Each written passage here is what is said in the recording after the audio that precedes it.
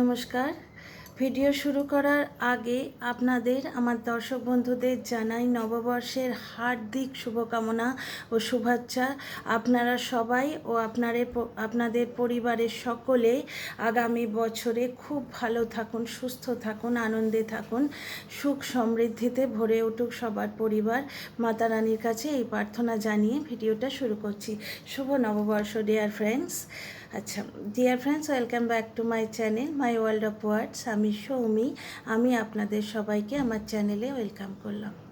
Dear friends, এই যে সামান্য ভালো লাগাটুকু আপনাদের সঙ্গে নববর্ষের উইশ শেয়ার করলাম, এই ভালো লাগাটুকু সম্পূর্ণ দূর হয়ে যাবে যদি ভিডিওর মাঝখানে ঢুকি। তাই প্রথমেই আপনাদের ওয়েলকাম করে নিলাম। ডিয়ার ফ্রেন্ডস, ভাবতে পারবেন না কত বড় মিথ্যা এবং ষড়যন্ত্রের জাল বুনে চলেছে ওই নোংরা ব্লগার। সেদিন টিনাকে বলছিল ওই নোংরাটা আমার নাম নিয়েছে কেন, কে নোংরা এবং কে আপামর জনসাধারণকে কন্টিনিউ মিথ্যা কথা বলে চলেছে। কালকের ভিডিওতে যেখানে বলেছে যে আমি মিউচুয়াল ডিভোর্স দিয়েছিলাম, মানে মিউচুয়াল ডিভোর্স দিতে রাজি হয়েছিলাম, আমার শর্তই ওরা প্রথমে রাজি হয়েছিল, কিন্তু এখন সেই শর্ত মানছে না। আমি তখনই ভিডিও করে কালকেই বলেছিলাম যে এটা মিথ্যা কথা। আজকে আমি তার প্রমাণ দেব। তো চলুন ভিডিওয়ে ঢুকে পড়ি, মানে টপিকে ঢুকে পড়ি। ডিয়ার ফ্রেন্ডস, মিউচুয়াল ডিভোর্সের দাবি টিনা করেছিল এবং জলনদীপ মিউচুয়াল ডিভোর্স দিতে রাজি হয়েছিল শর্ত দিয়ে। শর্তগুলো শুনবেন। কোনো মানুষ এই শর্তে রাজি হয় না। এই লোকটা বুক বাজিয়ে সেদিন বলেছিল না যে টিনার বাবা একটা শর্ত রেখেছিল যে ও স্ত্রী, পুত্র এবং বাবাকে নিয়ে অন্য জায়গায় কৃষ্ণনগর বা কোনো টাকি বা কোনো জায়গায় ঘর ভাড়া করে থাকবে, মা ওদের সঙ্গে থাকতে পারবে না। এইটা নাকি টিনার বাবা বলেছিলেন ওই জলপাইগুড়ির কাকুমাকে। এর কিন্তু কোনো প্রুফ আমরা পাইনি যে টিনার বাবা আদৌ বলেছেন কি না।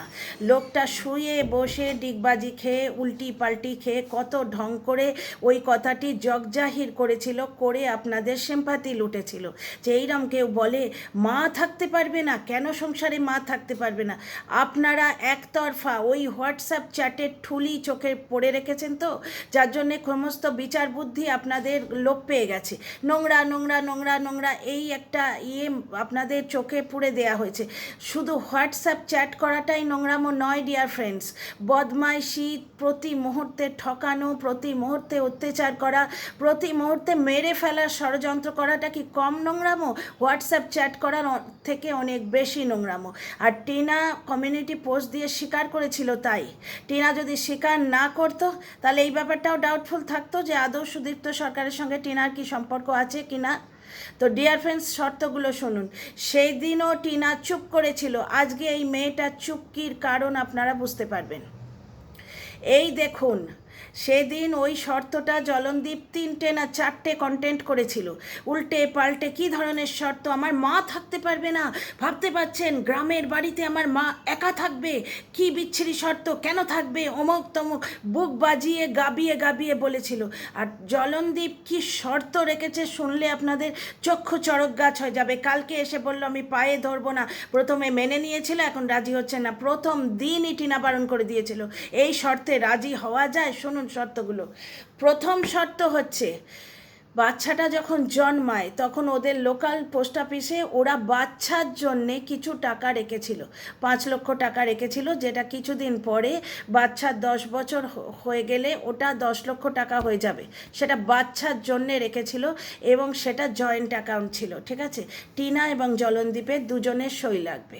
জলনদীপের বক্তব্য হচ্ছে টিনাকে ওই বাচ্চার যে টাকাটা, সেই টাকাটার তুলে নেবার জন্য সাইন করে দিতে হবে, কারণ যেহেতু ওটা দুজনের সাইনে জয়েন্টভাবে করা আছে, টিনার সাইন ছাড়া ওই টাকা তোলা যাবে না। জলনদীপের বক্তব্য হচ্ছে ওই টাকা আমি তুলে নেব।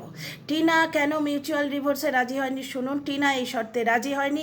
টিনার বক্তব্য হচ্ছে ওই টাকা বাচ্চার জন্যে, সুতরাং বাচ্চা তার যত বয়স পরে ওই টাকাটা পাবে বলা হয়েছে, 10 বছর পরে বা 18 বছর পরে, 10 বছর পরেই আমার মনে হচ্ছে, আমার ঠিক মনে নেই, যতটা বয়স পরে ওই টাকাটা বাচ্চার পাওয়ার কথা আছে ওই বাচ্চাটাই টাকাটা পাবে। টিনা রাজি হয়নি, কারণ ওই টাকা বাচ্চার টাকা, ও বাচ্চার বাবাকে ওই টাকা দিতে চায় না।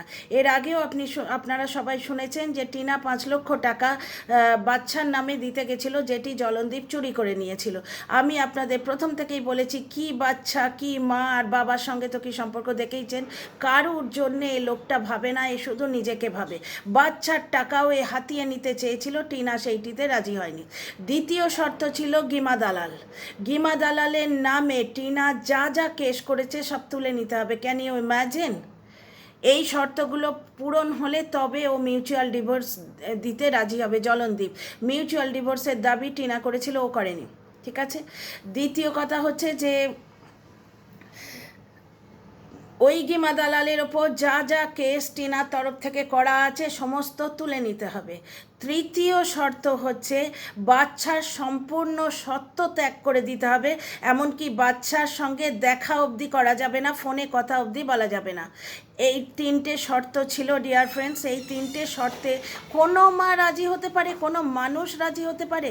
তাহলে কে ভালো বাবা আর কে ভালো মা আপনারা বুঝে নিন।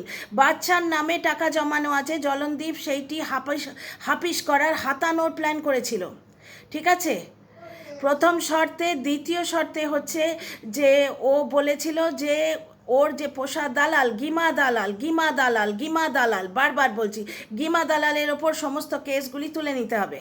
Can you imagine? এবং থার্ড হচ্ছে বাচ্চার সম্পূর্ণ শর্ত ছেড়ে দিতে হবে।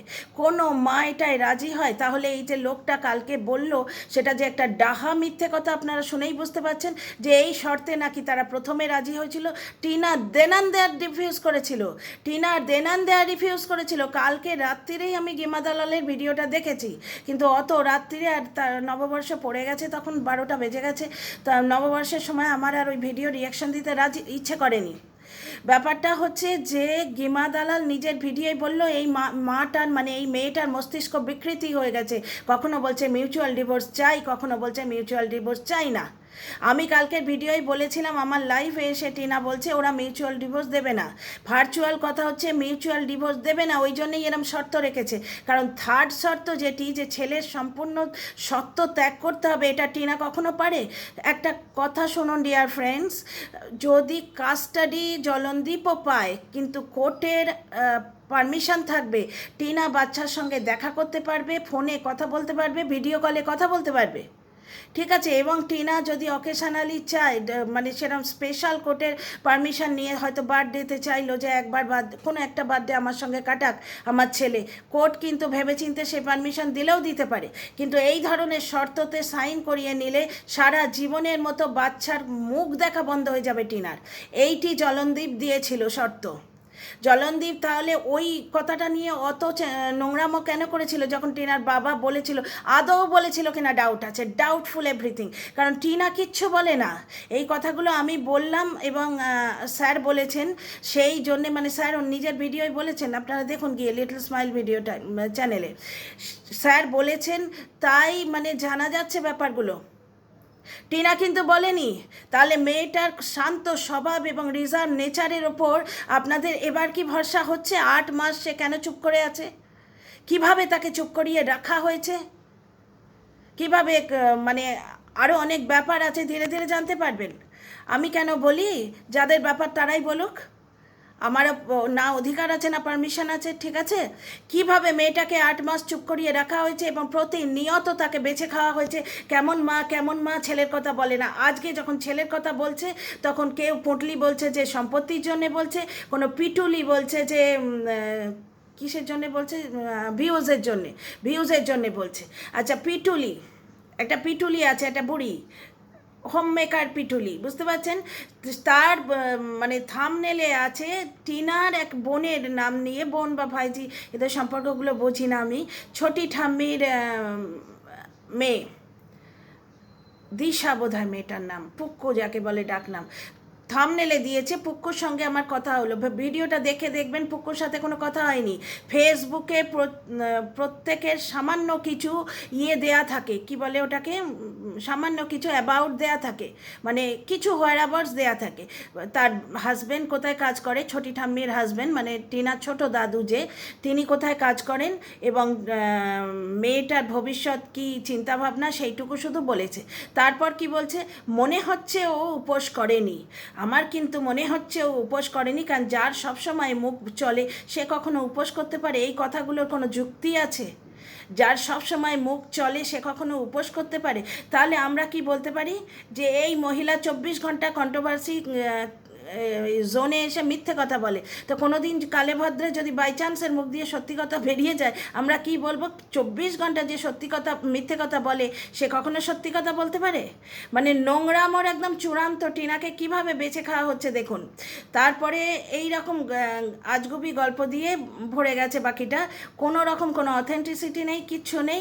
সত্যি কথা বলবো, খোঁজ নিয়েছি, হেন তেন থাম্বনেলে দিচ্ছে, কারোর সঙ্গে কোনো কথা হয়নি। তো ওই দিশা বলে যে মেয়েটি, তার নাম বলছে, দিশা বা দৃষ্টি এরকম কিছু নাম দিয়ে আমার মনে আছে, পুরোটা আমার মনে নেই। তো সেই মেয়েটির সম্বন্ধে কথা বলছে, তাকে নাকি দেখভাল এরা করছে না। হ্যাঁ, অসহজটা তো এই কন্ট্রোভার্সি ক্রিয়েটাররাই এসে কাটিয়ে গেছে। ডিয়ার ফ্রেন্ডস, দুটো টাকা দিয়ে মানুষকে হেল্প করা আর গায়ে গতরে কাউকে হেল্প করা, 12টা দিন ওই একবেলা আতপ চালের বেশি খেয়ে থাকা, রাত্রিরে তোমার ফল পাকড় খেয়ে থাকা, এটা করতে পারবে না, অমুক জায়গায় বসতে পারবে না, অমুক ছুঁতে পারবে না, এই জিনিসগুলো অনেক সাংঘাতিক জিনিস। মানুষ নিজের ব্যাপারেই মেনে উঠতে গিয়ে হেমসেম খেয়ে যায়, তো এখানে তো দূরের সম্পর্ক। তো যাই হোক, এগুলো তো বহুবার আমি বলেছি। এই ভিডিওয় শুধুমাত্র জলনদীপের নোংরামোর কথা বলছি। ডিয়ার ফ্রেন্ডস, ও লোকটা মিউচুয়াল ডিভোর্স দেবে না, কারণ টিনা নামক যে সৌভাগ্যটা ও পেয়েছে সেটা ও এখন কিন্তু বুঝতে পারছে গিমা দালাল যতই উস্কাক, এবং ওর পেছনে একটা কন্ট্রোভার্সি ক্রিয়েটারের হাত আছে, মানে যে ওকে নোংরাভাবে উস্কাচ্ছে, মানে কি বলবো, বুদ্ধি দিচ্ছে কানে, নির্বোধ বুদ্ধি, নির্বুদ্ধি তার বুদ্ধি, বুঝতে পারছো? শুধুমাত্র নিজের আখের গোছানোর বুদ্ধি। ডেফিনেটলি গিমা দালাল বুঝতেই পারছো, তার কথায় উঠছে বসছে, বুঝতে পারছো? ব্যাপারটা হচ্ছে গিমা দালাল এবং 2-4টে এই পোষা দালাল, এদের সঙ্গে সব ফোনে যোগাযোগ থাকে, বুঝতেই পারছো, যার জন্যে এরা কিছু কিছু ইনফরমেশান জানেও। এবার এই সমস্ত কন্ট্রোভার্সি ক্রিয়েটাররা তো চাই না মিউচুয়াল ডিভোর্স হোক, আদৌ ডিভোর্স হোকই এরা চায় না। কারণ ডিভোর্স যদি হয়ে যায় তাহলে টিনা অ্যাঙ্গেলটাই তো খতম হয়ে গেল, টিনাকে ক্রিটিসাইজ করতেই পারবে না এরা, কারণ সে তখন একটা স্বাধীন মানুষ, সে তার জীবন যেভাবে খুশি চালনা করবে, বুঝতে পারছো, নিজের লাইফ ফ্রিলি লিড করবে। এরা চাইছে ডিভোর্সটা না হোক এবং কন্ট্রোভার্সি জিন্দাবাদ, কন্ট্রোভার্সিটা বেঁচে থাকুক, যাতে গিমা দালাল আজীবন ওই বাড়িতে পাত পেরে বসে এবং ওকে কন্টেন্ট করে নিজের পেট ভরে, নিজের ঝুলি ভরে এবং নিজের সাবস্ক্রাইবার লেভেল বাড়ায়। ঠিক আছে, গিমা দালাল কোনো মতেই মিউচুয়াল ডিভোর্স বা কোনো রকম সর্ট আউট যেটাকে বলে, কোনো রকম সিদ্ধান্ত নিয়ে এই যে গণ্ডগোল নোংরামোটা, জলনদীপ যে নোংরামোটা ছেড়েছে এবং এখনও করে চলেছে, ওয়াইটিতে যে নোংরামোটা ছড়িয়েছে জলনদীপ, সেই নোংরামোটা এন্ড গিমা দালাল কোনো দিনই করতে দেবে না। কারণ করতে দিলে ওর আখেরটা নষ্ট হয়ে যাবে। 24 ঘন্টা ওখানে বসবে, গিয়ে কন্টেন্ট করবে, ভিডিও তুলবে। আজকের ভিডিও দেখলে ও পাত পেরে বসে গেছে ওখানে এবং বাচ্চাটাকে এইভাবে খাওয়াচ্ছে। কত বড় অশিক্ষিত মূর্খ মেয়ে ছেলে। ডিয়ার ফ্রেন্ডস, আমার বাড়িতে আমি অনেকগুলো কাজ করে এসছি, ভগবানের কি বলবো, অভিশাপ তো বলবো না, তাহলে তো আমি বেঁচেই থাকতাম না। মানুষ মরণশীল, মৃত্যু তো স্বাভাবিক। বাবার মৃত্যু দেখেছি, মায়ের মৃত্যু দেখেছি, আমার শ্বশুর মশাইয়ের মৃত্যু দেখেছি, শাশুড়ি মার মৃত্যু দেখেছি, আর আমরাও চক্রবর্তী ব্রাহ্মণ টিনাদের মতো। সুতরাং বহু জিনিস আমি কিন্তু ইয়েগুলো মানে হিন্দু রীতিনীতি ব্রাহ্মণদের যেগুলো সেগুলো জানি। তাছাড়া আমার ছোটো বয়স থেকে দেখে আসছি, এখন নিয়মটা চেঞ্জ হয়ে গেছে। এখন যেমন বছরে 2বার বা একবারই, অনেক জায়গায় দেখি একবারই ওরা করে দেয় পার্মানেন্ট বাৎসরিক। সুতরাং প্রত্যেক বছর আর মৃত্যুবার্ষিকী পালন করতে হয় না। কিন্তু আমি ছোটোবেলায় আমার বাবাকে দেখেছি প্রত্যেক বছর আমার ঠাকুমার মৃত্যুবার্ষিকী পালন করতো। কেন বলছি শুনুন। ঠাকুমার মৃত্যুবার্ষিকী যখন বাবা পালন করতো তখন একটা মানে পুরো শ্রাদ্ধানুষ্ঠান, মিনি শ্রাদ্ধানুষ্ঠান হতো। তাতে যখন পিণ্ডদান হতো তখন এই আতপ চালের যে পিণ্ডগুলো তার উপর তিল ছড়িয়ে এই দিক দিয়ে পিণ্ডটা দান করতে হয়।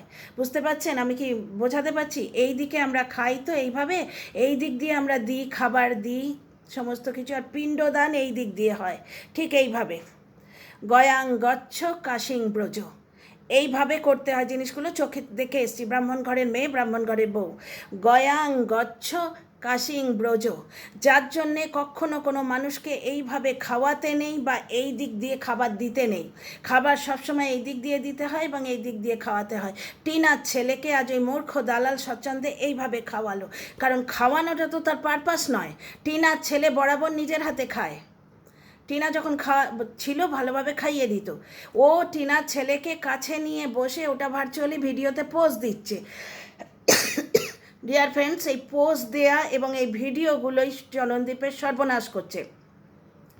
গিমা দালাল জলনদীপের মাথায় বুদ্ধি দিচ্ছে, কুবুদ্ধি। কোনো দিনই মিউচুয়াল ডিভোর্সও দিতে দেবে না। মিউচুয়াল ডিভোর্সের শর্তগুলো বুঝতে পারলেন? ছেলের জন্যে জমানো টাকাটা টিনাকে সই করে দিয়ে দিতে হবে। জলনদীপ সেটা মেরে দেবে। যেটা 5 লক্ষ টাকা ছেলের নামে দিতে গেছিল সেইটি মেরে দিয়েছে জলনদীপ অলরেডি। টিনা কিন্তু বিশ্বাস করেছিল, না হলে সঙ্গে সঙ্গে ওই টাকাটি তুলে নিত। তাহলে মেয়েটি কতখানি ইনোসেন্ট সেটা বুঝতে পারছেন? টিনা যদি একটু সামান্য ধুরন্ধর হতো। টিনা ইন্টেলিজেন্ট কিন্তু ক্লেভার নয়। ক্লেভার হচ্ছে ওই শিয়াল ধরনের, কাক ধরনের যে বুদ্ধিগুলো, বুঝতে পারছো? ইন্টেলিজেন্স আলাদা জিনিস। নর্মাল সুন্দর একটা যে বোধ বুদ্ধি, সে শুভ বুদ্ধি, বিশিষ্ট বুদ্ধি।